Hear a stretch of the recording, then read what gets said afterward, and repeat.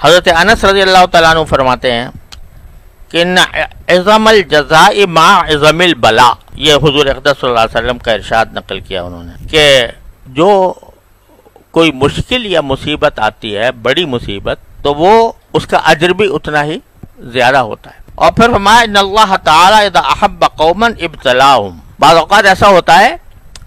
کہ باری تعالی کسی بندے سے محبت فرماتے ہیں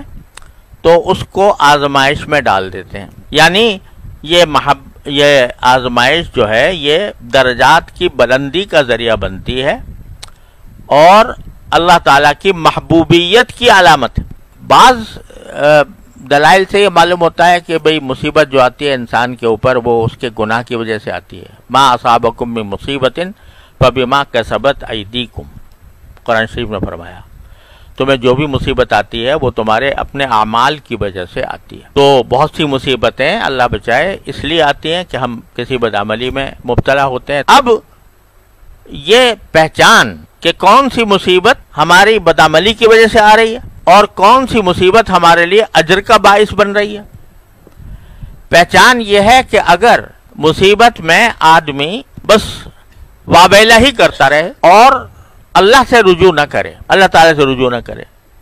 استغفار نہ کرے، اللہ سے دعا نہ مانگے اور بس وابیلہ کرتا رہے، اللہ بچائے یہ علامت اس بات کی ہے کہ یہ گناہوں کی سزا ہے۔ لیکن اگر اس میں توفیق ہو جائے استغفار کی اور اللہ تعالیٰ سے رجوع کرنے کی، دعا کرنے کی، تو یہ علامت اس بات کی ہے کہ اللہ تبارک و تعالیٰ یہ جو مصیبت ہے، یہ جو تکلیف ہے، اس کو میری گناہوں کی مغفرت کا ذریعہ بنا رہے ہیں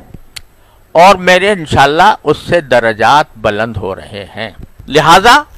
اگر بندہ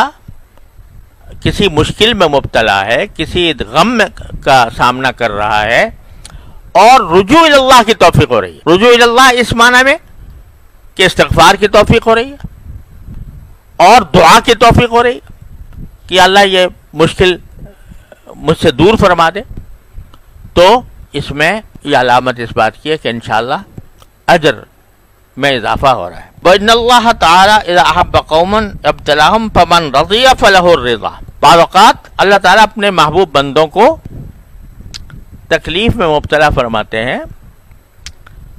اور وہ تکلیف پر جب اگر راضی ہو جائے، یعنی عقلاً راضی ہو جائے،